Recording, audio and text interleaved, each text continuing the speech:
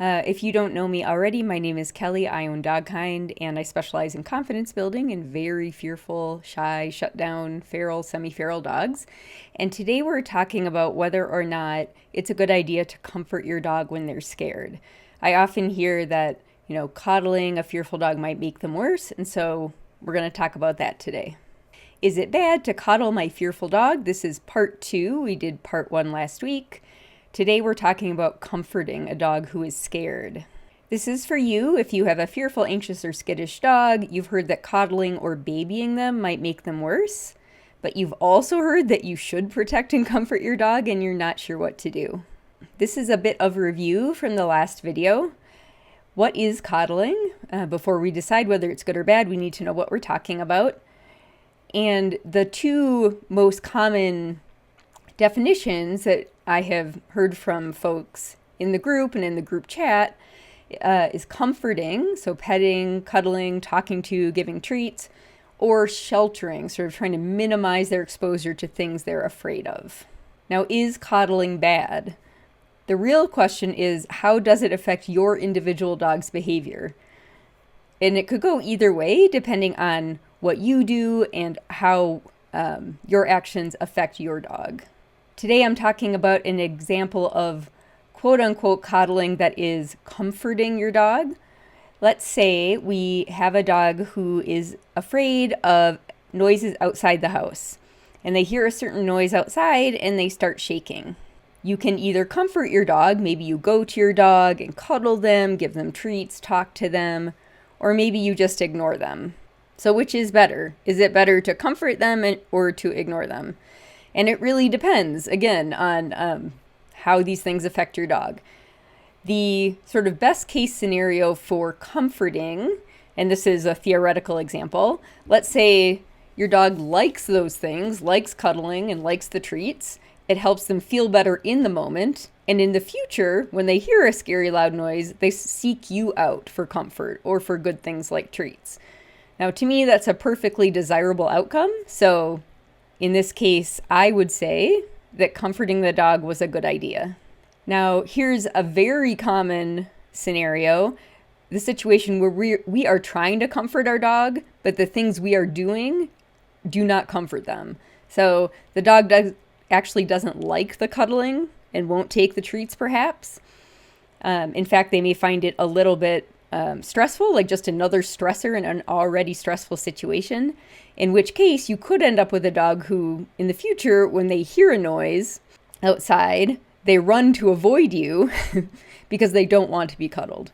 And that would be an example in which attempting to comfort your dog, which of course is different than actually comforting your dog, attempting to comfort your dog has a negative outcome.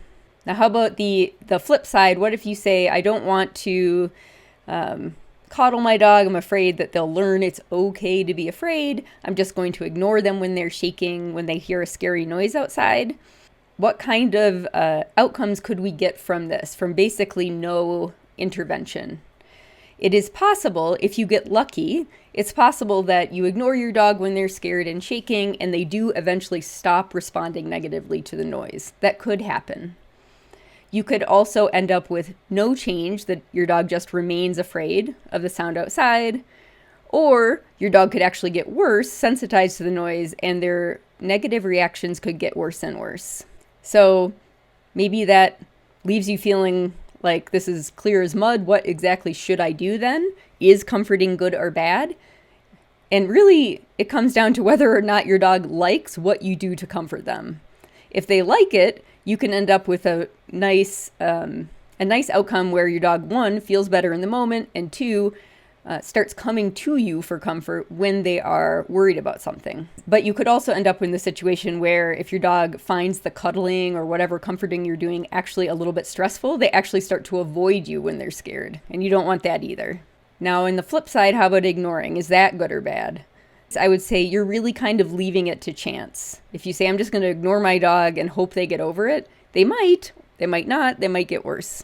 If you're still not sure what you should do, I would recommend that you talk to your vet or veterinary behaviorist if your dog is not improving.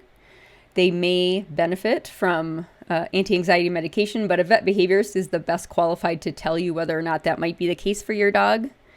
Work with a positive reinforcement trainer so you can teach your dog skills for coping in this situation. You're not just kind of leaving them on their own to deal with it. You teach them what to do. And in the meantime, while you are getting your dog more comfortable and teaching them skills, minimize their exposure to scary stuff. We don't want them to get worse, and that's a risk. So minimize their exposure until you have an incremental plan in place that your trainer helps you come up with. So your action steps, if you are in a situation like this where you have a dog who's afraid and you're not sure if comforting is a good idea or not, one is when they get scared, don't go to them, let them come to you. Let them choose whether or not they want to come to you for comfort. That will help avoid you accidentally adding on to the stress by doing something that they don't find pleasant right now. And also, whether or not your dog does choose to come to you for comfort, experiment with other ways of providing comfort that don't rely on you, your proximity, if needed. So that could be something like hiding places, sound masking if your dog is afraid of sounds, just keeping them farther away from scary stuff.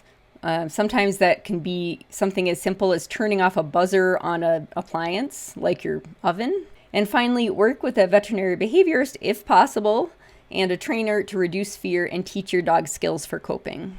All right, folks, if you don't already have the free guide, Make Your Fearful Dog Happier, go to that link at the top, dogkindtraining.com/happy, and take a look at that. It's a nice little worksheet with a case study and some linked video to check out.